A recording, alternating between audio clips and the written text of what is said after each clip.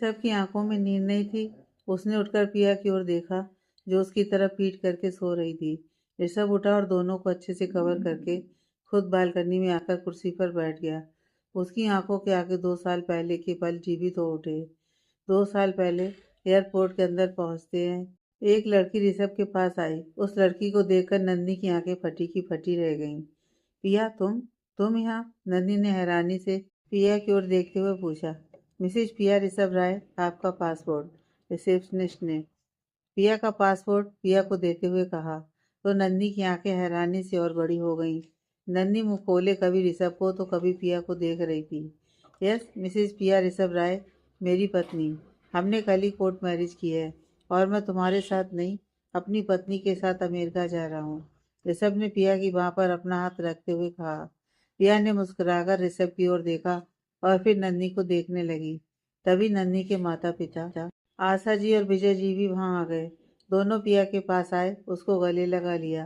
पिया से अलग होकर, हमें माफ कर दे नन्ही, हम भी तुझे नहीं बता पाए क्योंकि ऋषभ जी ने हमें मना किया था तुम्हें कुछ बताने के लिए। पिया और ऋषभ की शादी हम दोनों ने ही करवाई है। नन्ही अभी भी हैरानी से पिया और ऋषभ को देख रही थी। नन्ही की आंखों में फिर से आंसू आ गए थे। नन्ही अपने दोनों हाथों से अपना सिर पकड़कर वहीं बैठ गई। ऋषभ ने नन्ही के दोनों कंधों से पकड़कर उठाया। तुम अपने पति वैभव के साथ रहोगी, मेरे साथ नहीं। मैं तो बस देखना चाहता था कि तुम दोनों क्या करते हो जब मैं तुम दोनों को अलग करता हूँ तो। लेकिन तुमने वैभव की जान बचाने के लिए मेरे साथ आने का फैसला कर लिया और वैभव ने तुम्हारी एक कसम पर तुमसे दूर जाने का फैसला कर लिया। मोहब्बत का सही मतलब मुझे अब समझ आया जब मुझे तुमसे मोहब्बत हो गई। मोहब्बत थी तुमसे, लेकिन अपने गुस्से में पता नहीं क्या क्या कर गया। बहुत कुछ गलत किया है तुम्हारे साथ, उसके लिए शायद तुम मुझे कभी माफ़ ना कर पाओ। लेकिन अब मैं तुम्हारी ज़िंदगी में और मुसीबत नहीं बढ़ाना चाहता, तुम्हें और दुख नहीं देना चाहता। इसलिए मैंने कल ही पिया से कोर्ट मैरिज कर ली थी और मेरे साथ वही अमेरिका जाने वाली थी, तुम नहीं। तुमने मेरे हाथ में गन देखी, लेकिन वह गन खाली थी नन्ही। और तुम्हें क्या लगता है एयरपोर्ट के अंदर मुझे गन लेकर आने दिया जाता? तुम भी पागल हो। जब तुम गाड़ी से निकली, मैंने वह गन गाड़ी में ही रख दी थी। तुमसे मोहब्बत करके मोहब्बत के सही मायने जान पाया हूँ मैं। कैसा लगता है जब हमारी मोहब्बत हमारी नहीं हो पाती। इसलिए मैं तुम्हें वैभव से दूर नहीं करना चाहता, क्योंकि तुम दोनों एक दूसरे से बहुत मोहब्बत करते हो। नन्ही ऋषभ की ओर देखे जा रही थी, तभी पीछे से नन्ही के कंधे पर किसी ने हाथ रखा। नन्ही ने पलटकर देखा तो पीछे वैभव खड़ा था। नन्ही जल्दी से वैभव के सीने से लग गई। वैभव ने भी नन्ही को अपनी बाहों में कस लिया। ऋषभ ने उन दोनों को देखा और पलटकर अपनी फैमिली के साथ जाने लगा। ऋषभ, नन्ही की आवाज़ पर ऋषभ के कदम ठहर गए। ऋषभ ने पलटकर देखा, नन्ही अपने दोनों हाथ जोड़े खड़ी थी। ऋषभ नन्ही के पास आया और अपने हाथ से नन्ही के हाथ नीचे कर और एक हाथ नन्ही के गाल पर रखकर, मुझे शर्मिंदा मत करो नन्ही, माफ़ी तो मुझे मांगनी चाहिए। तुम मेरे सामने हाथ जोड़ो, ये मैं बर्दाश्त नहीं कर सकता। ऋषभ के इस तरह छूने से नन्ही असहज हो गई। ऋषभ को जब नन्ही के कांपने का एहसास हुआ तो उसने जल्दी से नन्ही का हाथ छोड़कर 2 कदम पीछे हटकर खड़ा हो गया। वैभव ऋषभ के पास आया और ऋषभ के गले लग गया। ऋषभ के हाथ हवा में उठ गए, लेकिन अगले ही पल ऋषभ ने भी वैभव को गले से लगा लिया। थैंक यू, वैभव ने ऋषभ से अलग होते हुए कहा। ऋषभ ने वैभव के आगे अपने दोनों हाथ जोड़ दिए। तुमने मुझे बताया क्यों नहीं दी? नन्ही ने पिया को देखते हुए कहा। क्या बताती? तुम तो जानती हो ना मैंने कितना गलत किया है। अगर उस दिन मैं तुझे शादी के मंडप पर भेजकर खुद वहां से नहीं भागती तो आज तेरी जिंदगी में ये दुख नहीं होते। मुझे अपनी गलती सुधारने का एक मौका मिला तो मैंने अपनी गलती सुधार ली। परसों रात को ऋषभ ने मुझे कॉल किया। उन्होंने पूछा कि क्या मैं उनसे शादी करना चाहती हूँ। मैं जानती थी ऋषभ ने तुम्हारे साथ बहुत कुछ गलत किया है, लेकिन मैं नहीं चाहती थी कि तुम्हारी ज़िंदगी में अब कुछ और गलत हो। इसलिए मेरे पास मना करने की कोई वजह नहीं थी और मेरे दिल में भी कहीं ना कहीं ऋषभ के लिए जगह थी। ऋषभ मेरे साथ नई ज़िंदगी शुरू करना चाहते हैं, मुझसे शादी करना चाहते हैं। इससे खुशी की बात और क्या हो सकती है। सबको मौका मिलना चाहिए अपनी ज़िंदगी दोबारा जीने का। मुझे मिला तो मेरे दिल में भी हलचल हुई और मैं मना नहीं कर पाई। और वैसे भी शादी होने वाली थी मेरी उनसे, इसलिए इस बार मैं ऋषभ को मना नहीं करना चाहती थी, तो मैं जल्दी से यहाँ आ गई और हम दोनों ने कोर्ट मैरिज कर ली। ऋषभ ने मुझे सब कुछ बता दिया है, इसलिए मुझे तुम्हारे सामने नहीं आने दिया, क्योंकि हमने यही सोचा था कि अमेरिका जाने से पहले तुम्हें बताकर जाएंगे। मुझे माफ़ कर देना। पिया ने कहा तो नन्ही ने पिया को जल्दी से अपने गले लगा लिया। पिया की आंखों से भी आंसू बहने लगे। नन्ही ने पिया से अलग होकर ऋषभ की ओर देखा। नन्ही की आंखों में सवाल देखकर, हमारी फ्लाइट 3 घंटे लेट थी, क्योंकि जिस फ्लाइट के बारे में वैभव को बताया था उस फ्लाइट की मैंने टिकट ही नहीं ली थी। बाहर खड़े वैभव को तो यही लगा कि हम चले गए, इसलिए वह भी तुम्हारी वेट करके चला गया। मेरे आदमियों ने मुझे बाहर से बता दिया था और पिया को आने में भी कुछ वक्त था, इसलिए मैंने ना तो तुम्हें कुछ बताया और ना वैभव को। अभी थोड़ी देर पहले ही मैंने वैभव को मैसेज किया और वैभव 200 की स्पीड से एयरपोर्ट पहुंच गया। ऋषभ ने हंसते हुए वैभव की ओर देखते हुए कहा। नंदी ने वैभव की ओर देखा तो वैभव ने हाँ में गर्दन हिलाई। तभी नेहा, राजेंद्र जी और मेघा जी वहां पहुंचे। वहां का नजारा देखकर सब असमंजस में पड़ गए। पिया को ऋषभ के पास खड़े देखकर सबके चेहरे पर सवालिया भाव उभर आए। तुम वहां से भाग आए बिना कुछ हमें बताए, हम कितना डर गए थे। नेहा ने वैभव के पास आकर उसके कंधे पर हाथ रखकर कहा। मुझे ऋषभ का मैसेज आया था, आधे घंटे तक अगर तुम यहाँ एयरपोर्ट पर नहीं पहुंचे तो तुम अपनी पत्नी को हमेशा हमेशा के लिए खो दोगे। इसलिए मैं बिना देर किए बिना कुछ बताए यहाँ चला आया। ऋषभ ने सबको सच बताया तो सबके चेहरे पर खुशी की लहर दौड़ गई। ऋषभ ने आगे बढ़कर वैभव के हाथ में कुछ पेपर्स देते हुए कहा, ये मेरे और नन्ही के तलाक के पेपर हैं, इन पर मैंने साइन कर दिया है। नन्ही साइन कर दे तो हमारा तलाक हो जाएगा। अब नन्ही हमेशा हमेशा के लिए तुम्हारी है। वैभव ने पेपर अपने हाथ में लिए और ऋषभ के गले लग गया। आप सबको यहाँ से जाने की ज़रूरत नहीं है। माँ, भाभी, भैया, प्लीज़ आप सब यहीं रुक जाइए, नन्ही ने सबके पास आकर कहा। फिर ऋषभ और पिया के पास आकर, प्लीज़ दी, रुक जाओ यहाँ, हम सबके साथ ही रहो, आप सब भी। नहीं नन्ही, मैं अभी यहाँ इस देश में नहीं रहना चाहता। मैं अपने परिवार और अपनी पत्नी के साथ यहाँ से बहुत दूर जाकर एक नई दुनिया बसाना चाहता हूँ। इसलिए हमें मत रोको, क्योंकि मैं अपने परिवार के बिना नहीं रहना चाहता। एक अच्छा बेटा और एक अच्छा पति बनकर रहना चाहता हूँ। तुम अपनी ज़िंदगी में वैभव के साथ खुश रहो और मुझे मेरी ज़िंदगी में जाने दो, ऋषभ ने कहा। तो नन्ही चुपचाप जाकर वैभव के पास खड़ी हो गई। तभी फ्लाइट की अनाउंसमेंट हो गई। तुम भी हमेशा अपनी ज़िंदगी में खुश रहना नेहा। मुझे यकीन है तुम्हें भी एक दिन बहुत मोहब्बत करने वाला जीवन साथी मिलेगा। वैभव ये जीवन साथी नहीं है। नन्ही और वैभव एक दूसरे के लिए बने हैं। जिस तरह मैं इन दोनों की मोहब्बत समझ गया हूँ, तुम भी दिल से दोनों को अलग करने की कोशिश मत करना, ऋषभ ने नेहा से कहा। नेहा ने अपनी गर्दन हाँ में हिलाई और उसकी आंखों में आंसू छलक आए। मैं भी नहीं चाहती नन्ही और वैभव अब कभी अलग हों। उन दोनों को हमेशा खुश देखना चाहती हूँ। तुम्हारी तरह मैं भी उनकी ज़िंदगी से बहुत दूर चली जाऊंगी, नेहा ने रोते हुए कहा। ऋषभ ने नेहा के आंसू पोंछे और उसके सर पर प्यार से हाथ फेरा और जाने के लिए मुड़ गया। ऋषभ ने चेयर पर पड़ी अपनी बैसाखी उठाई और बैसाखी के सहारे चलने लगा। ये क्या कर रहे हो तुम ऋषभ? तुम अब चल सकते हो, फिर बैसाखी का सहारा क्यों? वैभव ने ऋषभ के पास आकर उसे सवालिया नजरों से देखते हुए कहा। मैंने बहुत गुनाह किए हैं जिसे मेरी कोई भी अच्छाई कम नहीं कर सकती। मैंने नन्ही के साथ जो भी किया बहुत गलत किया। मैं ठीक हो गया हूँ, अब मैं विकलांग नहीं हूँ, लेकिन मैंने नन्ही को विकलांग कर दिया है। मेरे किए हुए गुनाह नन्ही के दिल पर पत्थर बनकर बरसे हैं। मेरी वजह से नन्ही 4 साल तुम्हारी पत्नी बनकर भी तुम्हारी पत्नी नहीं बन सकी। एक पति पत्नी का तन मन दिल का जो रिश्ता होता है वो रूह तक नहीं पहुंच पाया। मेरी मौजूदगी से ही नन्ही असहज महसूस करने लगती है। मेरा स्पर्श नन्ही को अंदर तक डरा देता है। जब तक वह मुझे दिल से माफ़ नहीं करती, जब तक मेरे आसपास होने से वह असहज महसूस करना नहीं छोड़ देती, तब तक मेरे किए गुनाहों की यादें डर बनकर उसके दिल पर बैठी रहेंगी। तब तक मैं इस बैसाखी का सहारा कभी नहीं छोड़ूंगा। जिस दिन मेरे छूने पर नन्ही का डर खत्म हो जाएगा, जिस दिन मेरा उसके सामने होने से उसकी आंखें मुझे बेखौफ दिखी, उस दिन मैं समझ जाऊंगा कि नन्नी ने मुझे दिल से माफ़ कर दिया है। आज के बाद मैं कभी इंडिया वापस नहीं आऊँगा जब तक नन्नी खुद मुझे नहीं बुलाएगी। ऋषभ ने कहा तो सबकी आंखों में नमी आ गई। तभी फ्लाइट का अनाउंसमेंट दोबारा हुआ। ऋषभ ने सबको चलने के लिए कहा। मेघा जी, रीना जी आपस में गले मिलने लगी। राजेंद्र जी, शिव जी एक दूसरे के करीब आ गए। सब एक दूसरे के गले मिलकर नम आंखों से एक दूसरे को छोड़कर जा रहे थे। ऋषभ पिया को लेकर अंदर की ओर बढ़ने लगा। पीछे पीछे पूरी राय फैमिली भी जाने लगी। मेघा जी, राजेंद्र जी, नेहा, वैभव और नन्नी खड़े उन सबको जाते हुए देख रहे थे।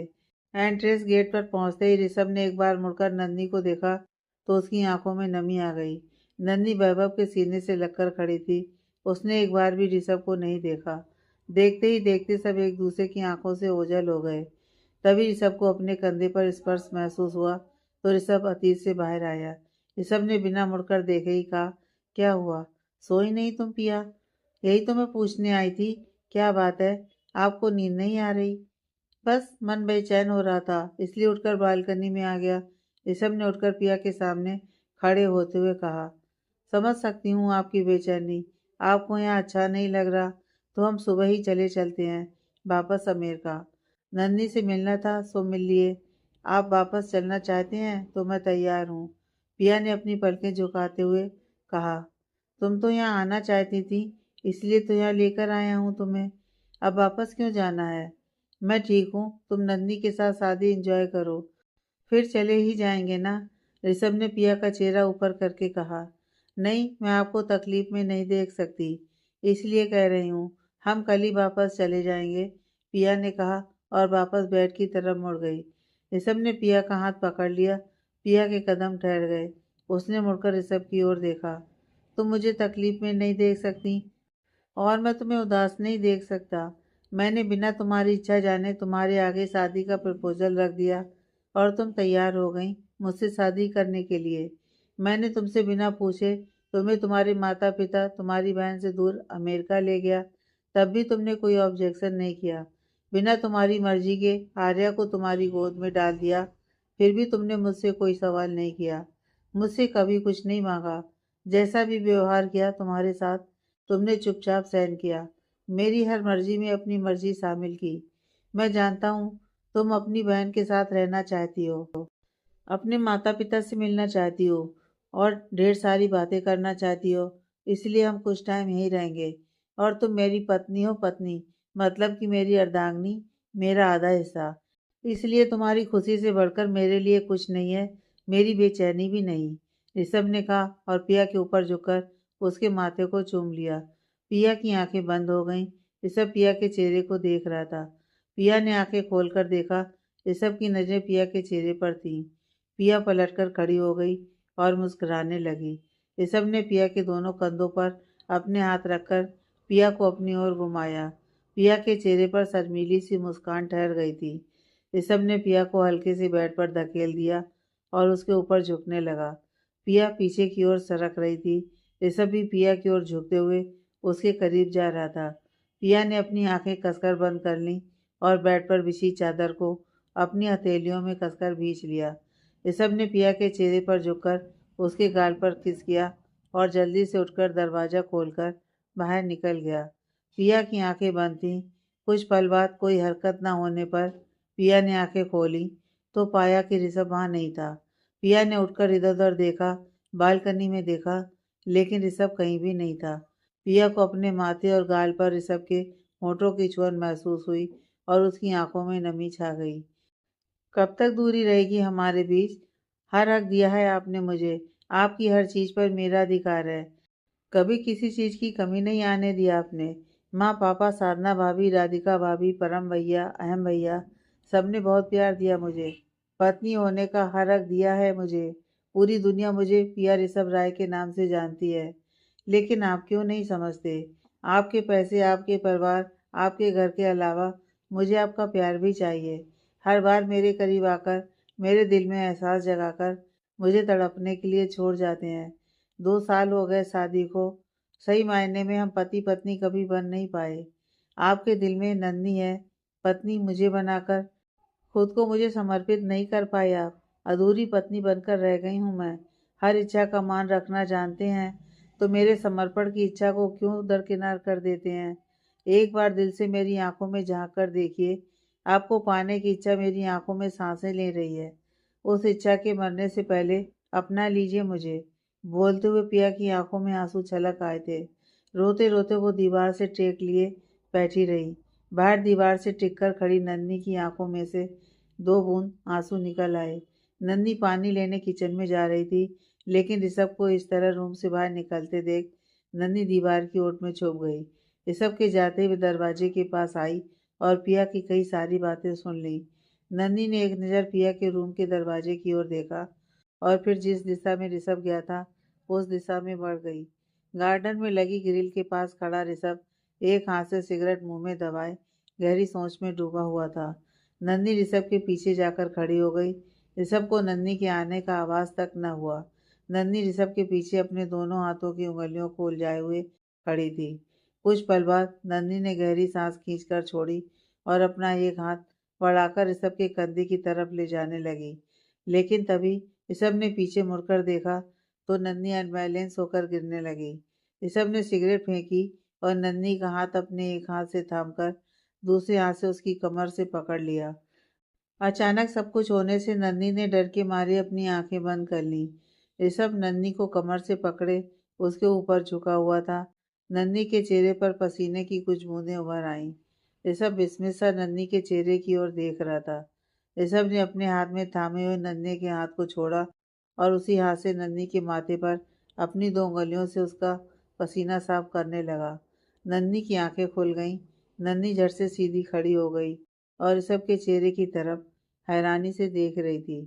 ऋषभ ने नन्ही की आंखों में हैरानी के भाव देखे तो जल्दी से अपना हाथ उसकी कमर से हटाकर सीधा खड़ा हो गया। वो आई एम सॉरी, मुझे नहीं पता था तुम मेरे पीछे खड़ी हो। मेरी वजह से तुम गिर जाती, इसलिए मुझे तुम्हें पकड़ना पड़ा। ऋषभ ने नजरें इधर उधर करते हुए नन्ही से कहा। नन्ही ने चुपचाप सर झुकाए हाँ में गर्दन हिला दी। ऋषभ ने एक नज़र नन्ही को देखा और फिर वापस चेहरा घुमाकर खड़ा हो गया। नन्ही ने गहरी सांस ली और ऋषभ के बगल में आकर खड़ी हो गई। तुम इतनी रात को यहाँ, कोई परेशानी है क्या? ऋषभ ने नन्ही की ओर चेहरा घुमाकर पूछा। आप भी तो यहाँ इस वक्त, आप परेशान हैं क्या? नन्ही ने अटकते हुए ऋषभ की ओर देखते हुए कहा। ऋषभ ने नन्ही को असहज देखा तो उससे थोड़ी दूर होकर खड़ा हो गया और दूसरी सिगरेट निकालकर जलाने लगा। पिया दी को अपना लो, वो आपसे बहुत प्यार करती हैं। आप दोनों को अपनी ज़िंदगी में प्यार को जगह देनी होगी। शादी की है आपने पिया दी से, आपको कोई हक नहीं उनकी ज़िंदगी से खेलने का, पिया दी को अपने प्यार से वंचित रखने का। वह सच में आपसे बहुत प्यार करती हैं। नन्ही एक सांस में सब कुछ बोल गई। ऋषभ के हाथों से सिगरेट नीचे गिर पड़ी और उसने नन्ही की तरफ हैरानी से देखा। इस तरह हैरान नज़रों से देखने की ज़रूरत नहीं है। मैंने आपको कमरे से निकलते देखा और पिया दी के पास जाने लगी। तभी मैंने सुना आप दोनों के बीच पति पत्नी का रिश्ता नहीं है। इसका मतलब यह है कि आर्या आप दोनों की बेटी नहीं है। दी आपसे बहुत प्यार करती हैं। उसे भी आपका प्यार पाने की इच्छा है और उसका हक भी बनता है। अगर आप उसे अपना नहीं सकते तो उसे इस रिश्ते से आज़ाद कर दीजिए। नन्ही ने ऋषभ की ओर देखते हुए कहा। ऋषभ ने नन्ही को दोनों कंधों से कसकर पकड़ लिया और जलती हुई निगाहों से नन्ही की आंखों में देखने लगा। डर के मारे नन्ही कांप उठी। तुम समझती क्या हो अपने आप को? पिया का क्या हक बनता है और क्या नहीं, इसकी चिंता करने की जरूरत तुम्हें नहीं है। और आर्या, आर्या के बारे में अपनी जुबान से एक भी बात निकाली तो मुझसे बुरा कोई नहीं होगा। आर्या मेरी बेटी है, समझी तुम? ऋषभ ने गुस्से से नन्ही की आंखों में देखते हुए कहा। ऋषभ की पकड़ मजबूत होने के कारण दर्द के मारे नन्ही की आंखों से आंसू छलक आए। नन्ही ने अपने होंठ बींच लिए और आंखें कसकर बंद कर लीं। ऋषभ को इस बात का एहसास होते ही उसने नन्ही को एक झटके में छोड़ दिया और गिल को अपने दोनों हाथों से कसकर पकड़कर खड़ा हो गया। नन्ही हिम्मत करके आगे बढ़ी और ऋषभ के कंधे पर अपना हाथ रखा। ऋषभ की आंखों में सुकून सा उतर आया। उसने पलटकर नन्ही की ओर देखा और अपने दोनों हाथों में नन्ही का चेहरा थाम कर कहा, सॉरी, मैं तुम्हें हर्ट नहीं करना चाहता था, लेकिन आर्या, आर्या के बारे में ऐसी बात मैं नहीं सुन सकता। वह मेरी बेटी है और पिया तुम्हारी बहन है और मैं जानता हूँ तुम्हें तकलीफ हुई होगी। उसको ऐसे रोते देखकर। लेकिन मैंने कुछ गलत नहीं किया। पिया से जिस दिन मैंने शादी की बात की थी, उसी दिन मैंने यह कह दिया था कि हमारे बीच पति पत्नी का रिश्ता कभी नहीं होगा। पिया की सहमति से ही मैंने उससे शादी की थी। अमेरिका में एक हिंदुस्तानी कपल का मेरी आंखों के सामने एक्सीडेंट हुआ। मैं उनको हॉस्पिटल लेकर गया और उस आदमी की हॉस्पिटल पहुंचने से पहले ही मौत हो चुकी थी। लेकिन उसकी पत्नी प्रेग्नेंट थी। असल में वह दोनों डिलीवरी के लिए ही हॉस्पिटल जा रहे थे। लेकिन रास्ते में दोनों का एक्सीडेंट हो गया। उस औरत ने एक प्यारी सी बेटी को जन्म दिया और जन्म देते ही अपनी पति की मौत की बात सुनकर सदमे से उस औरत की भी मौत हो गई। मैंने सारी इंक्वायरी करवाई तो वह दोनों अकेले थे। उनका कोई नहीं था। उस लड़की के पिता के घर वालों से पता चला कि उन दोनों ने भागकर शादी की थी और उनकी फैमिली ने अपने बेटे की मासूम सी बच्ची को अपनाने से मना कर दिया और मैंने उस बच्चे को अडॉप्ट कर लिया और पिया की गोद में डाल दिया। घर पर मैंने सबको यही कहा कि किसी को यह नहीं पता चलना चाहिए कि ये मेरी बेटी नहीं है। और तब से सब यही जानते हैं कि वह आर्या ऋषभ राय है, पिया और ऋषभ की बेटी। इसलिए तुम्हारे लिए भी आर्या सिर्फ मेरी बेटी होनी चाहिए और मैंने कुछ गलत नहीं किया। जो भी किया इन सब में पिया की सहमति थी। ऋषभ ने कहा और नन्ही के चेहरे से अपने हाथ हटा लिया। आई एम सॉरी, मुझे माफ़ कर दो। मेरा इरादा आपका दिल दुखाने का नहीं था, पर मैं ये किसी को नहीं बताऊंगी। लेकिन कुछ भी हो, मैं अपनी दी को ऐसी हालत में नहीं देख सकती।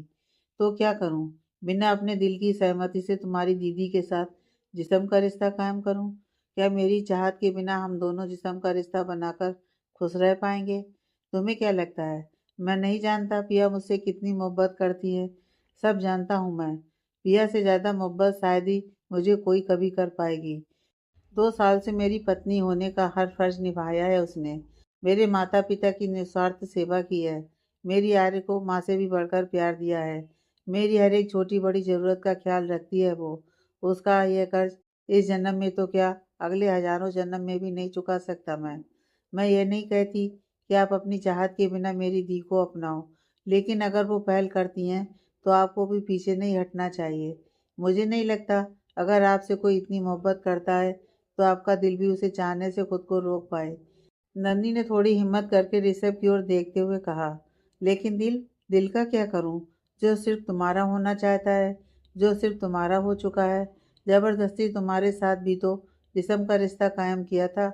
उसकी चोट आज तक तुम्हारी रूह पर दे चुका हूं मैं। आज भी मेरे करीब होने से, मेरे स्पर्श से तुम्हारा बदन कांप उठता है। कितनी असहज होती हो तुम मेरे सामने। इस बात के लिए खुद को कभी माफ़ नहीं कर पाऊंगा मैं। और अगर दिल में तुम्हें रखकर सिर्फ जिस्म से पिया के साथ रहूंगा तो पिया के साथ ज़्यादा नाइंसाफ़ी होगी। ऋषभ ने कहा, मैंने कभी आपसे मोहब्बत की ही नहीं। बचपन में मिलना शायद एक इत्तेफाक था। आज मुझे समझ आता है आपका इंतज़ार करना वह मोहब्बत नहीं, सिर्फ अपने बचपन में किए वादे को निभाने की राह थी। जब मेरी आपसे शादी हो गई, सही मायने में आपकी पत्नी बन गई, भगवान ने बिना हम दोनों की कोई कोशिश किए ही हम दोनों को मिला दिया था। तब भी हम उस रिश्ते को नहीं समझ पाए, हमेशा एक दूसरे से दूर ही रहे। और अगर कोई जिस्मानी रिश्ता बना तो वह भी ज़बरदस्ती, सहमति नहीं थी। आपने अपने गुस्से और जुनून में मेरे साथ ज़बरदस्ती की। मोहब्बत तो कभी पनप ही नहीं पाई, लेकिन नफ़रत की एक मजबूत दीवार थी हम दोनों के बीच। वैभव कॉलेज टाइम से मुझसे मोहब्बत करते थे। आपकी पत्नी बनने के बाद भी उन्होंने अपने दोस्त होने का हर फर्ज निभाया। सही मायने में कहूँ तो हमेशा से मेरी मोहब्बत वैभव थे। दूर जाकर भी हम दोनों फिर मिल गए। पति पत्नी बनने के बाद भी दोस्ती का रिश्ता सबसे पहले कायम रखा। जिस्मानी रिश्ता ना होने के बाद भी रूह का रिश्ता हमेशा रहा। जज्बातों का रिश्ता, हम दोनों के बीच का दर्द का रिश्ता मोहब्बत से कहीं ऊपर था। उनकी मोहब्बत के आगे मेरी दोस्ती की दीवार भी टूट गई और मैं उनसे बेइंतहा मोहब्बत कर बैठी। आज भी मैं सिर्फ और सिर्फ वैभव से मोहब्बत करती हूँ। मेरी हर एक सांस पर सिर्फ और सिर्फ वैभव का नाम लिखा है। और आज के इस वक्त में मेरी मोहब्बत, मेरा दर्द, मेरी खुशी, मेरे जज्बात, मेरे दिल, मेरी रूह, मेरे जिस्म का रिश्ता सिर्फ और सिर्फ हजारों जन्मों तक वैभव के साथ रहेगा। मुझे इस बात से कोई फर्क नहीं पड़ता कि आपके दिल में मैं हूँ या नहीं, आप मुझसे मोहब्बत करते हैं या नहीं, क्योंकि मैं हर जन्म के लिए वैभव की हो चुकी हूँ। देखिए, आपके सामने, आपके पास खड़ी हूँ और आपसे बिल्कुल डर नहीं रही। किसी बात का डर नहीं है मुझे, क्योंकि मेरी रगों में वैभव की मोहब्बत खून बनकर दौड़ रही है। नन्ही ने निडरता से ऋषभ की आंखों में देखते हुए कहा। ऋषभ के चेहरे पर सुकून भरी मुस्कान तैर गई। इसी दिन का तो इंतजार था मुझे, तुम्हारी आंखों में निडरता देखने का। मैं नहीं चाहता कि तुम मुझसे कभी डरो, मेरे आसपास होने से तुम्हें कभी असहज महसूस हो।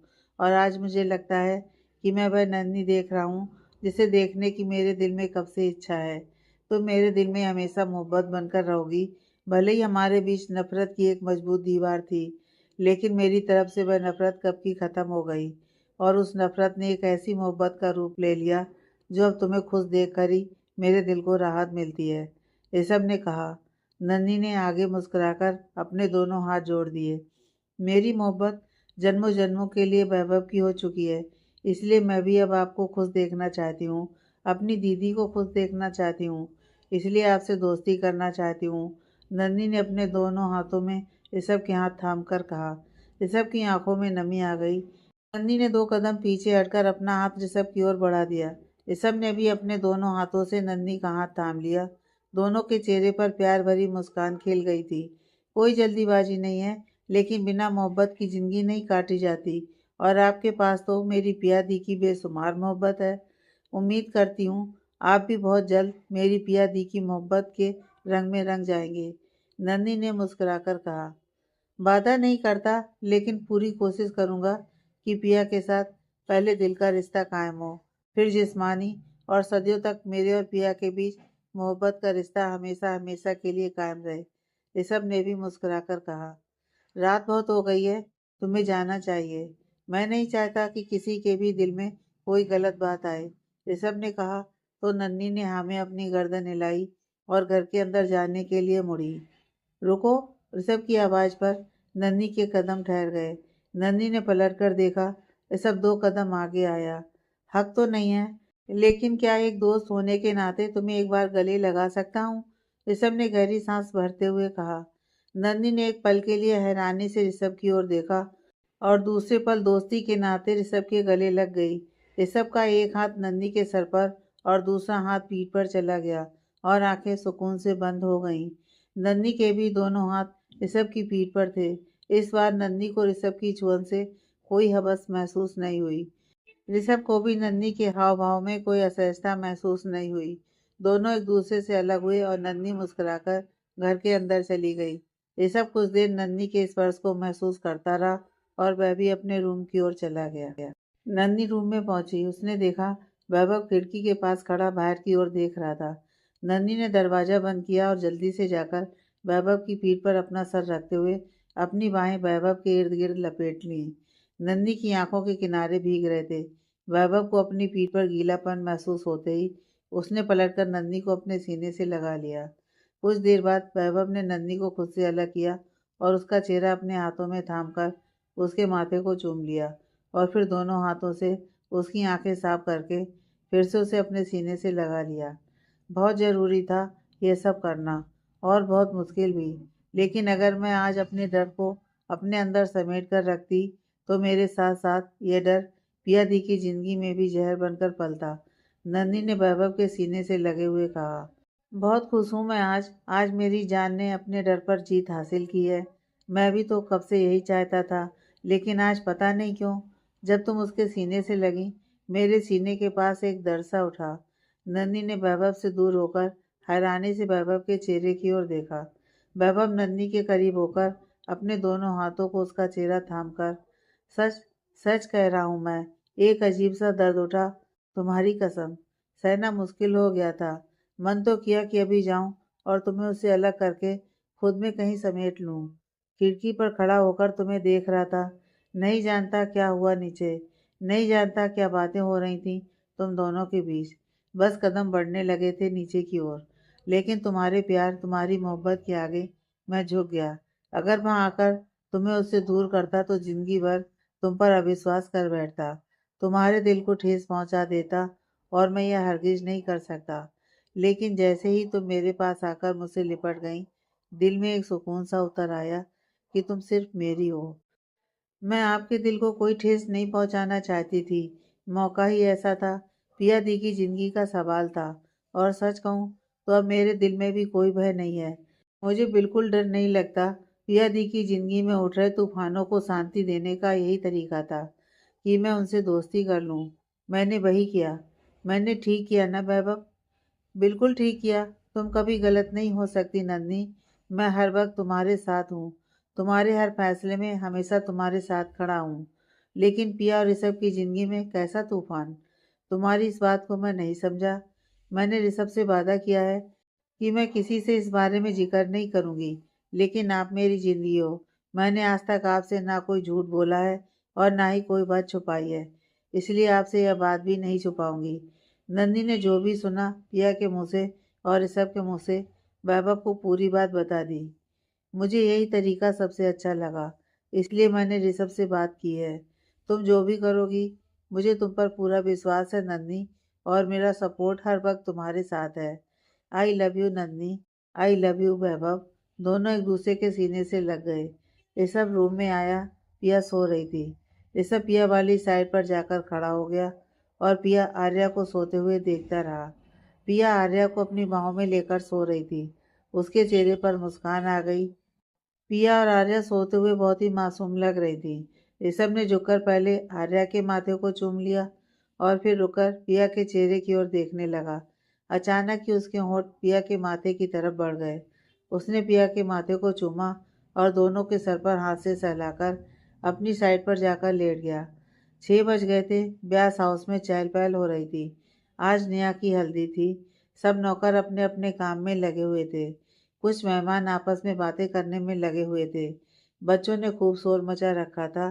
तैयारी करते करते 11 बज चुके थे। सब लोग तैयार होकर हाल में जमा होने लगे।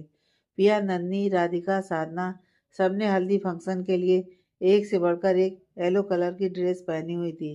लड़के भी पीले कुर्ते और वाइट पजामे में बहुत ड्रेसिंग लग रहे थे। नन्ही पीले रंग के सिंपल से सूट में खुले बालों में वाइट कलर का गजरा लगाए बहुत खूबसूरत लग रही थी। वैभव की नज़र बार बार नन्ही की तरफ उठ रही थी। वैभव भी येलो कुर्ते में आज बहुत ड्रेसिंग लग रहा था। नन्ही की नज़र जब वैभव की नज़रों से मिल रही थी तो नन्ही ने शर्माकर अपनी पलकें झुका ली। अरे वाह, आंखों ही आंखों में रोमांस। साधना ने नन्ही को छेड़ते हुए कहा तो राधिका भी नन्ही के पास आकर उसे छेड़ने लगी। राधिका ने पिया को भी अपने पास बुलाया और चारों ने आपस में कुछ बात की और हंस पड़ी। राधिका ने सामने देखा तो अहम को खुद को निहारते हुए पाया। राधिका भी अहम की आंखों में खो गई। साधना ने देखा और खिलखिलाकर हंस पड़ी। साधना की हंसी की आवाज़ सुनकर राधिका होश में आई और नजरें चुराने लगी। राधिका ने नन्ही के कान में कुछ कहा तो दोनों ने एक दूसरे को देखा और फिर सामने अपने अपने पतियों की ओर देखने लगी। वैभव ने अपने होंठ गोल करके नन्ही को किस करने का इशारा किया। नन्ही हल्के से मुस्कुराई और वैभव को इशारे से अपने पास बुलाया। वैभव का चेहरा खुशी से खिल गया। नन्ही की तरफ बढ़ने लगा। राधिका ने भी वैसे ही इशारे से अहम को बुलाया तो वो भी राधिका की तरफ खींचा चला आया। पिया चुपचाप जाकर एक साइड पर आर्या का हाथ थाम खड़ी हो गई। नन्ही और राधिका अपने दोनों हाथ अपनी कमर पर रखकर अपने अपने पतियों को देख रही थी। वैभव ने नन्ही को एक कोने में चलने का इशारा किया तो नन्ही ने सर झुकाकर ना में अपनी गर्दन हिला दी। अहम ने एक नज़र नन्ही को देखा और राधिका को देखकर अपनी भौहें उचकाईं। राधिका ने अपनी पलकें झुकाकर गर्दन ना में हिला दी। वैभव और अहम ने एक दूसरे को देखा और फिर अपनी पत्नियों के चेहरे देखने लगे। नन्ही और राधिका जोर जोर से हंसने लगी। दोनों समझ गए कि उनकी पत्नियां उनका मजाक उड़ा रही हैं। अहम ने राधिका का हाथ पकड़ना चाहा तो राधिका झट से साधना के पीछे छुप गई और अहम को जीभ निकालकर चिढ़ाने लगी। सब अहम पर हंसने लगे तो अहम भी गर्दन झुकाकर हंस पड़ा। वैभव ने जल्दी से नंदी का हाथ पकड़ा और उसे खींचकर एक पिलर के पीछे ले गया। उसी वक्त वहां से राजेंद्र जी आ रहे थे, जिनको देखकर वैभव ने नंदी को छोड़ दिया। नंदी वैभव को अंगूठा दिखाकर वहां से भागकर फिर से सबके बीच आ गई। तभी गाने बजने लगे और सब मस्ती में डांस करने लगे। सब लोग खुशी से झूम रहे थे। इसी बीच हल्दी का समय हो चला था। मेघा जी ने नन्ही से नेहा को लाने को कहा। नन्ही और राधिका नेहा के रूम की ओर चल पड़ी। नन्ही और राधिका ने दरवाजा खटखटाया। जब नेहा ने कुछ देर तक दरवाजा नहीं खोला तो नन्ही ने दरवाजे को पुश किया तो दरवाजा खुल गया। नन्ही और राधिका नेहा के सामने आकर खड़ी हो गई। नेहा किसी सोच में गुम थी। उसे नंदनी और राधिका के आने का पता नहीं चला। राधिका ने आगे होकर नेहा के आगे चुटकी बजाई। नेहा हड़बड़ाहट में उन दोनों को देखने लगी। नेहा को चौंकते देख नंदनी और राधिका दोनों हंस पड़ी। क्या बात है, अभी से अपने होने वाले दूल्हे के ख्यालों में खो गई। नंदनी ने नेहा के कंधे से कंधा टकराते हुए कहा तो नेहा नजरें झुकाए खड़ी हो गई। अरे तू तो ऐसे डर रही है जैसे हमने कोई तेरी चोरी पकड़ ली हो। नेहा मैडम, होता है, प्यार करने वालों के साथ अक्सर ऐसा ही होता है। राधिका ने नेहा को छेड़ा और हंसते हुए आईने के सामने आकर अपने बाल ठीक करने लगी। नेहा अभी भी वैसे ही खड़ी थी। नंदी ने नेहा के चेहरे पर आई उदासी की लकीर को भांप लिया था। नंदी ने आगे बढ़कर नेहा की साड़ी ठीक की। तूने अभी तक बाल नहीं बनाए, क्या कर रही थी इतनी देर से? मुझे बुला लेती, मैं तुझे तैयार कर देती, नंदी ने कहा और नेहा को पकड़कर आईने के सामने ले आई और टेबल पर बैठाकर उसके बाल बनाने लगी। राधिका भागते हुए नेहा के कमरे में आई और राधिका को नीचे चलने की जिद करने लगी। राधिका ने नंदनी की ओर देखा तो नंदनी ने राधिका को जाने का इशारा किया। तुम चलो राधिका, मैं नेहा को तैयार करके लेकर आती हूँ। राधिका चली गई। चल अब बता क्या हुआ? नंदनी ने नेहा के घुटनों के पास बैठते हुए पूछा। कुछ भी तो नहीं, नेहा ने नंदनी से नजरें चुराते हुए कहा। देख, तेरे चेहरे पर जो यह उदासी है ना, मुझे साफ साफ दिखाई दे रही है, इसलिए पूछ रही हूँ। क्या हुआ, कोई परेशानी है? अगर तुम इस शादी को लेकर डर रही हो तो सच मानो, विराज बहुत अच्छा लड़का है, तुम उसके साथ बहुत खुश रहोगी। और अगर कोई और परेशानी है तो तुम मुझे बता सकती हो। विराज बहुत अच्छे हैं, पर शायद मैं ही बहुत बुरी हूँ। उन्हें मुझसे बहुत सारी उम्मीदें हैं, बहुत सारी चाहतें उनके दिल में पल रही हैं और मैं अपने ही द्वंद से जूझ रही हूँ। मुझे नहीं लगा था कि शादी की राह इतनी पथरीली होगी। शादी के लिए हाँ तो कर दी और शादी होने वाली है। विराज मुझसे बहुत मोहब्बत करते हैं, लेकिन क्या मैं उनकी मोहब्बत की कसौटी पर खरी उतर पाऊंगी? क्या मैं भी उन्हें वही मोहब्बत कर पाऊंगी जिस मोहब्बत की वह चाहत रखते हैं? तुझे क्या लगता है कोई भी राह आसान होती है क्या? राह मुश्किल है, फिर वो मोहब्बत हो, दोस्ती हो या जीवन साथी के साथ जिंदगी भर का चलने की राह हो। हर राह में मुश्किलें आती हैं, लेकिन जब मोहब्बत करने वाला सच्चा साथी हो, एक अच्छा दोस्त हो, तो जिंदगी बहुत आसान हो जाती है। देखना, वैभव से दोस्ती का सफर कब बेनता मोहब्बत की राह पर चल पड़ा, मुझे खुद पता नहीं चला। कितनी मुश्किलें आई मेरी जिंदगी में, लेकिन वैभव की दोस्ती और उनकी मोहब्बत मेरी जिंदगी की सबसे खुशनुमा बहार थी और आज उनके साथ बहुत खुश हूँ। विराज तुमसे मोहब्बत करते हैं और तुम्हारी आंखों की नमी बता रही है कि तुम भी उनसे बहुत मोहब्बत करने लगी हो। नेहा ने हैरानी से नन्ही की ओर देखा। मैं विराज से मोहब्बत? नहीं, मुझे ऐसा नहीं लगता। क्यों? क्यों नहीं लगता तुझे? तू ना भी बताए तब भी मैं महसूस कर सकती हूँ तेरे अंदर की मोहब्बत को। तेरी आंखों में ये नमी क्यों है? अगर मोहब्बत नहीं है तो तेरी शादी विराज के साथ एक समझौता है। विराज तो तुझसे मोहब्बत करते हैं और अपनी मोहब्बत में वो तुझसे भी चाहत रखेंगे। तू भी उन्हें मोहब्बत करे, खुद को ही समर्पित करे। क्या तू सारी उम्र एक समझौते की जिंदगी जीती रहेगी? मुझे तो लगा था तुम ये शादी दिल से करना चाहती हो। मुझे लगा था कि तेरे दिल में भी विराज के लिए कुछ तो है। 1 साल से तुम दोनों इस बंधन में बंधे हुए हो। 1 साल में तुझे खुद के प्रति उनकी मोहब्बत देखकर उनसे मोहब्बत नहीं हुई तो ये शादी एक समझौता रहेगी और इस समझौते की जिंदगी जीने से अच्छा है कि तू विराज से शादी से मना कर दे। अभी भी वक्त है तेरे पास, नंदिनी ने कहा और ड्रेसिंग टेबल से बिंदी उठाकर नेहा के माथे पर लगा दी। नेहा की आंखों में नमी के साथ साथ हैरानी भरे भाव उभर आए। मानती हूँ मोहब्बत नहीं करती विराज से, लेकिन उनसे दूर जाने का इरादा भी नहीं कर सकती। दिल के किसी कोने में हम सफर की जगह दे चुकी हूँ। तुम सबके कहने पर शादी जैसे बंधन में बंधने के लिए तैयार हो गई, लेकिन विराज की मोहब्बत के आगे अब किसी और से मोहब्बत करने की हिम्मत नहीं जुटा पाऊंगी। वैभव से मोहब्बत करती थी, लेकिन अब वैभव के प्रति कोई भी एहसास मेरे दिल में जिंदा नहीं रहे। विराज के अलावा किसी और से रिश्ता जोड़ने के बारे में मैं सोच भी नहीं सकती और ये बंधन टूटने नहीं देना चाहती। जब भी वो मुझे छूते हैं, एक अलग ही एहसास दिल में पनपने लगते हैं। उनके करीब जाना चाहती हूँ, लेकिन खुद की तरफ से कदम बढ़ा ही नहीं पाती और इसी वजह से शगुन वाले दिन उनके दिल को ठेस पहुंचा चुकी हूँ। अच्छा, तो उदासी की वजह यह है, पहले क्यों नहीं बताया? खामखामा तुझ पर गुस्सा हो गई। देख, ये जो लड़के होते हैं ना, अपने पार्टनर से थोड़े से स्नेह से भी उनका दिल भर जाता है। हमें बस एक कदम बढ़ाने की जरूरत है, बाकी का सफर ये लड़के खुद ही तय कर देते हैं। तू बस अपने दिल में उनके लिए बेशुमार मोहब्बत रख। देखना, तेरे एक प्यार भरे स्पर्श से ही उसकी सारी नाराजगी दूर हो जाएगी। तू प्यार भरे स्पर्श की बात करती है? 4 दिन से उन्हें कितने कॉल कर लिए मैंने, तब से उन्होंने मुझसे बात तक नहीं की, वरना रोज फोन करते थे। बिना मुझसे बात किए उन्हें नींद नहीं आती थी, लेकिन 4 दिन से एक फोन करना तो दूर, मैसेज तक नहीं आया। शादी होने वाली है मेरे से, अपने कर्तव्य जानती हूँ मैं, लेकिन मैं क्या करूँ? मेरे अंदर की झिझक उन्हें ठेस पहुंचाती है। उनका हक है मुझ पर, वह हक जताएं, मुझे कोई प्रॉब्लम नहीं है। पर पता नहीं क्यों 4 दिन से नाराज होकर बैठे हैं। आज हल्दी है, कब से कॉल कर रही हूँ, लेकिन एक बार फिर मेरा फोन रिसीव नहीं किया। देखा देखा, यही तो मोहब्बत है। जब वो तेरे पास आते हैं, तुम दोनों के बीच में तुम्हारी झिझक आ जाती है, वह तड़प कर रह जाते हैं। यही तो उनकी मोहब्बत की निशानी है कि वह तुझसे कितनी मोहब्बत करते हैं। तू अनकंफर्टेबल फील करती है, इसलिए वो अपनी हद पार नहीं करते। तू अपनी मोहब्बत जता रही है उन्हें बार बार कॉल करके, लेकिन वह तुझे तड़फा रहे हैं जैसे तू उन्हें तड़फाती है। मैं जानबूझकर कुछ नहीं करती, वो मुझे जानबूझकर तड़फा रहे हैं। हो सकता है वह तुझसे मिलना चाहते हो, उन्हें लगा हो कि तू उनसे मिलने आएगी, लेकिन तुमने तो 4 दिन फोन करने में ही गंवा दिए। तेरा कुछ नहीं हो सकता क्या? ऐसा हो सकता है क्या?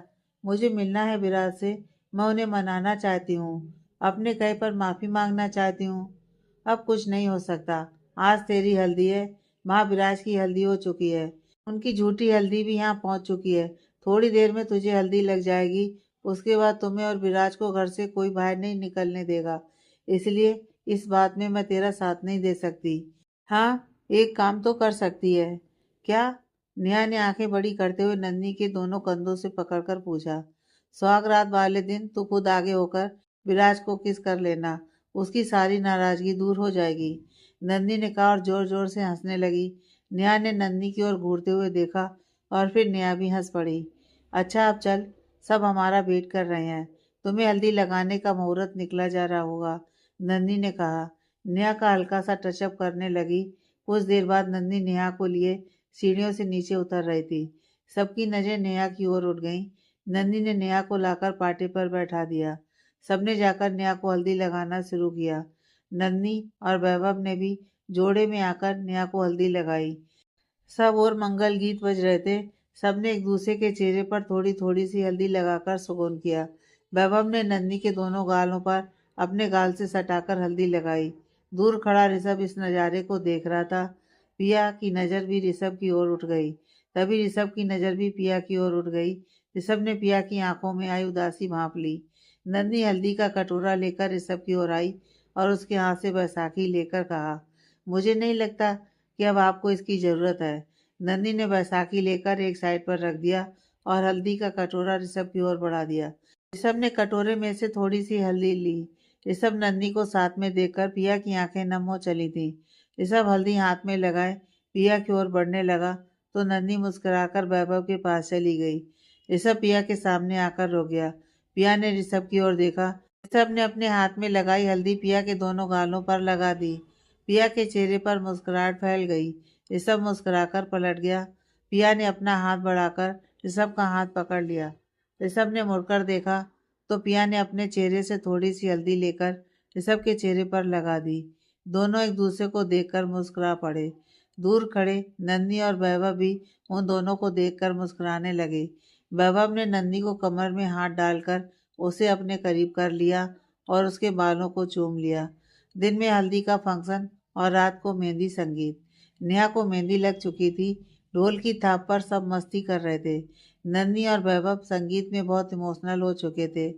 नेहा ने नन्ही को अपनी आंखें साफ करते हुए देखा तो नेहा की आंखें भी भर आईं। नन्ही जल्दी से आई, नेहा के गले लग गई। नेहा के मेहंदी भरे हाथ हवा में रुक गए। वैभव ने उन दोनों के सर पर हाथ फेरकर दोनों को चुप कराया। तीनों दोस्त एक दूसरे के गले लगे हुए थे। शादी में आए सब मेहमान परिवार वाले उन तीनों का प्यार देखकर नम आंखों से खुश हो रहे थे। रात तक संगीत चलता रहा। सुबह नेहा और विराज की शादी थी। सब लोग थककर अपने अपने रूम में सोने चले गए। नेहा ने नंदिनी को अपने पास रुकने के लिए कहा था, इसलिए वैभव चिढ़ रहा था। नेहा को वैभव के हाल पर हंसी आ रही थी। फिर भी उसने वैभव को चिढ़ाते हुए नंदिनी की बाहों में अपनी बाहें डाली और वेद और व्योम के साथ अपने रूम में ले गई। वैभव खड़ा खड़ा उन्हें जाता देखता रहा। नंदिनी ने जब पलट कर नहीं देखा तो वैभव भी चिढ़कर अपने रूम में चला गया। नंदिनी और नेहा भी थके होने के कारण बेड पर लेट गईं। नंदिनी ने व्योम को अपने पास सुलाया। वेद भी सो गया तो नंदिनी की भी आंख लग गई। नेहा काफी देर तक अपने फोन की स्क्रीन को स्क्रॉल करती रही। विराज का आज भी ना तो कोई कॉल आया ना मैसेज आया था। नेहा ने 2 बार कॉल की लेकिन विराज ने आंसर नहीं किया। चिढ़कर नेहा ने फोन टेबल पर रखा और सो गई। नेहा को अपने हाथों पर कुछ महसूस होने लगा। नेहा ने करवट ले ली। कुछ पल बाद नेहा को अपने चेहरे पर चलती उंगलियों का एहसास हुआ तो नेहा उठकर बैठ गई। सामने किसी को देखकर नेहा चीख पाती उससे पहले ही उस शख्स ने उसके मुंह पर हाथ रखकर उसे चिल्लाने से रोक दिया। नेहा की आंखें हैरानी से बड़ी हो गईं। विराज मायूस सा चेहरा बनाकर उसके सामने था। आंखें लाल हो गई थीं, जैसे कितनी रातें सोया ना हो। विराज ने नेहा के मुंह से हाथ हटाया। नेहा जल्दीबाजी में उठी और अपने मेहंदी भरे हाथों से विराज की बाह पकड़ी और उसे एक साइड में ले गई। आप यहाँ इस वक्त? किसी ने देख लिया तो? आप जाओ यहाँ से। नेहा ने अपने दोनों हाथों से विराज को धक्का देते हुए कहा। विराज ने शरारती सी मुस्कान दी और नेहा के गले लग गया। नेहा बोलते बोलते रुक गई। विराज कुछ पल बाद नेहा से दूर हुआ और अपने दोनों हाथों से नेहा का चेहरा थामकर उसके माथे को चूम लिया। नेहा की आंखें स्वतः ही बंद हो गईं। विराज के चेहरे पर मुस्कान फैल गई। विराज ने नेहा को फिर से अपने सीने से लगा लिया और उसके बालों में उंगली चलाने लगा। नेहा भी सब कुछ भूलकर विराज के सीने से लगी रही। हाथों की सूखी हुई मेहंदी विराज की सारी शर्ट पर लग गई थी। कुछ देर बाद नेहा को होश आया तो वह झट से विराज से अलग हुई। नेहा ने अपने दोनों हाथ विराज के सीने पर रखे और दीवार से लगा दिया। क्यों आए हैं? जाइए यहाँ से। नाराज है ना आप? जता ली अपनी नाराजगी और जता लो, लेकिन यहाँ से चले जाइए। नेहा ने नाराजगी से कहा और चेहरा घुमाकर दूसरी ओर कर लिया। चला जाऊंगा, पहले मेरी बात सुन लो। विराज ने नेहा के दोनों कंधों पर अपना हाथ रख उसकी पीठ को अपने सीने से लगाकर कहा। नेहा के दिल में अजीब सा एहसास हुआ। हाथ पांव ठंडे पड़ने लगे थे। नेहा ने खुद को संयत किया। विराज के दोनों हाथ अपने कंधे से हटाए और उसकी तरफ चेहरा करके कहा, मुझे आपकी कोई बात नहीं सुननी। कितने दिन से आपको कॉल कर रही हूँ, एक बार भी मुझसे बात नहीं की। मुझसे बात किए बिना तो आपको नींद नहीं आती थी। फिर इतने दिन, शगुन से लेकर आज हल्दी थी, इतने दिन तक आपने मुझे एक मैसेज तक नहीं किया। तो मैं क्यों सुनूं आपकी बात? नेहा ने फिर से विराज के सीने पर अपने दोनों हाथ रखकर उसे धकेल दिया। इस बार विराज ने नेहा के दोनों हाथ पीछे की तरफ मोड़कर उसे दीवार से लगा दिया। चुप, कितना बोलती हो तुम? जब मैं तुम्हें सुनना चाहता हूँ तब तुम कुछ बोलती ही नहीं, लेकिन आज जब मैं अपनी बात कहने आया हूँ तो तुम चुप ही नहीं हो रही। विराज ने अपना चेहरा नेहा के करीब लाकर धीमे से आवाज में कहा। विराज को इतने करीब देखकर नेहा की बोलती ही बंद हो गई थी। नेहा आंखें बंद कर विराज के चेहरे को देख रही थी। मुझे? नेहा कुछ बोलती उससे पहले विराज ने नेहा के होठों पर अपनी उंगली रख दी। नेहा चुप हो गई। अब मैं कुछ बोलूं? विराज ने धीमे स्वर में कहा तो नेहा ने अपनी गर्दन हाँ में हिला दी। सॉरी, बहुत परेशान किया ना? विराज ने कहा तो नेहा फिर से मासूमियत से अपनी गर्दन हाँ में हिला दी। विराज को नेहा की हरकत पर टूटकर प्यार आया। विराज हल्के से हंसा और फिर आगे बोलना शुरू किया। बहुत परेशान किया, माफ कर दो। क्या करूं, खुद पर कंट्रोल नहीं कर पाता। शगुन वाले दिन इतनी खूबसूरत लग रही थी, खुद को रोक नहीं पाया। यह भी नहीं सोचा कि तुम्हें बुरा लग सकता है। उस दिन नाराज होकर चला गया। हम दोनों के लिए इतनी खुशी का दिन था और मैंने तुम्हारा मूड ऑफ कर दिया। पता है, उस दिन से मैं भी चैन से नहीं रह पाया। मन करता भागकर तुम्हारे पास आ जाऊं। तुम्हें देखने के लिए आंखें तरस गई थी मेरी, लेकिन खुद को रोक रखा था। सोच रहा था शायद मेरी नाराजगी तुम्हें खुद मेरे करीब ले आए, लेकिन मैं ये भूल गया कि तुम एकदम झल्ली लड़की हो। तुम्हारे मन में ख्याल कभी आ ही नहीं सकता कि अगर फ़ोन नहीं उठा रहा तो खुद से मिल लूँ। खुद की सोच पर ही आज हँसी आ रही है कि तुमसे नाराज़ रहा मैं और नाराज़ रहकर अपना ही नुकसान करवाया मैंने। इतने दिन तुम्हें देखने के लिए तरसा, तुम्हारी आवाज़ सुनने के लिए तरसा, लेकिन आज जैसे ही नन्ही भाभी ने तुम्हारी हल्दी लगे हुए चेहरे की फ़ोटो भेजी, रहा ही नहीं गया। रात होने का इंतज़ार कर रहा था, कब रात हो और मैं अपनी होने वाली चाँद सी दुल्हन को देख पाऊँ। नेहा की नज़रें घूरते हुए नन्ही की ओर उठ गईं।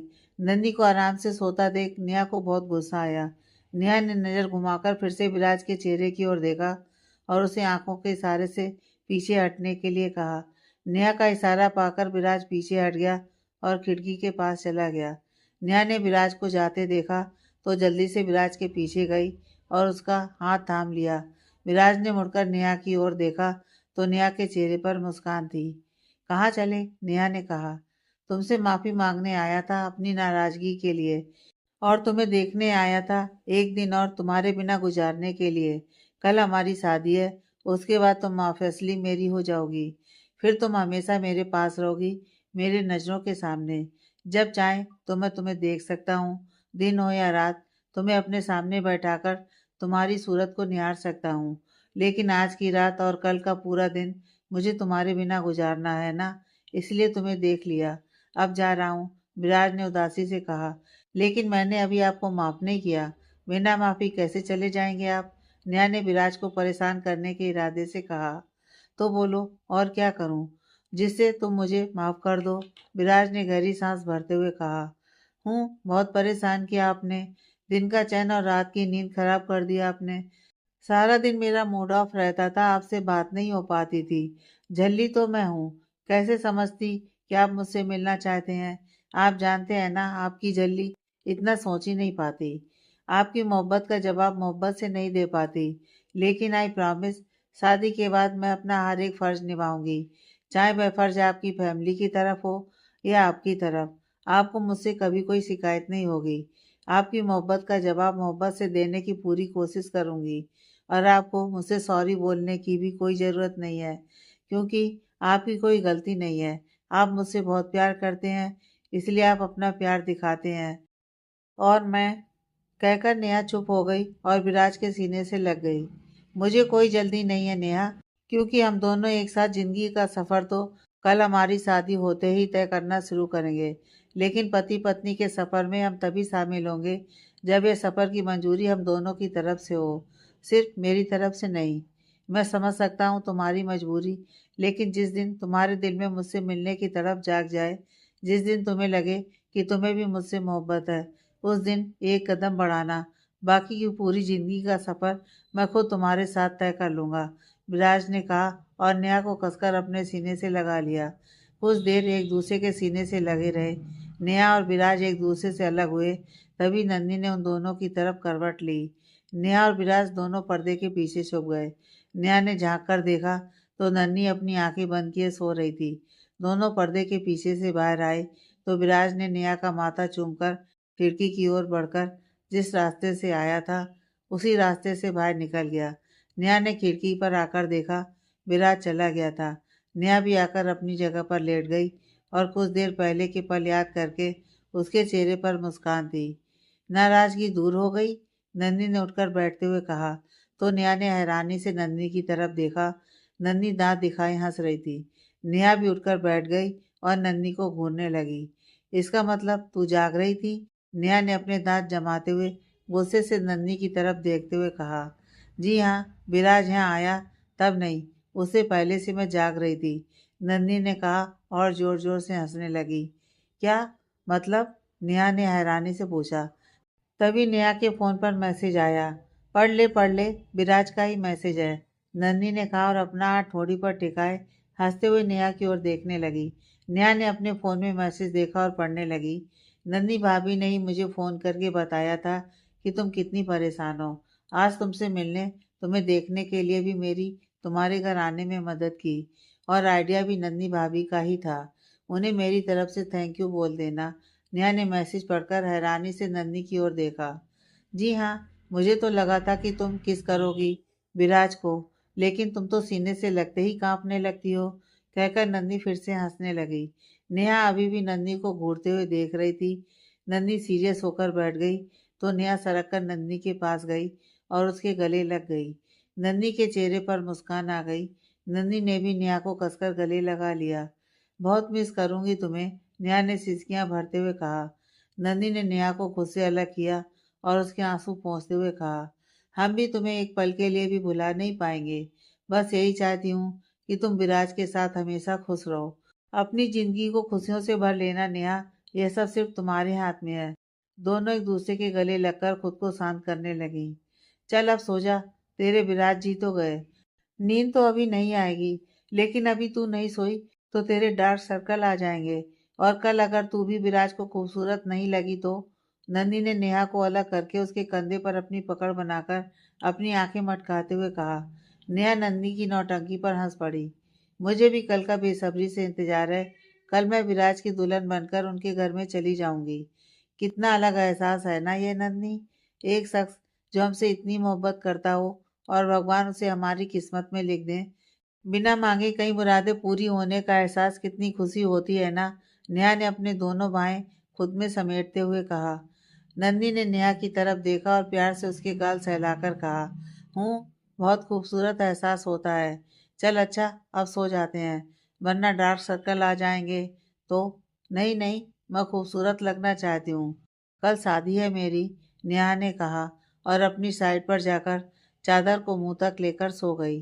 नंदी भी मुस्कुराकर अपनी जगह पर लेट गई। आगे की कहानी नेक्स्ट पार्ट में।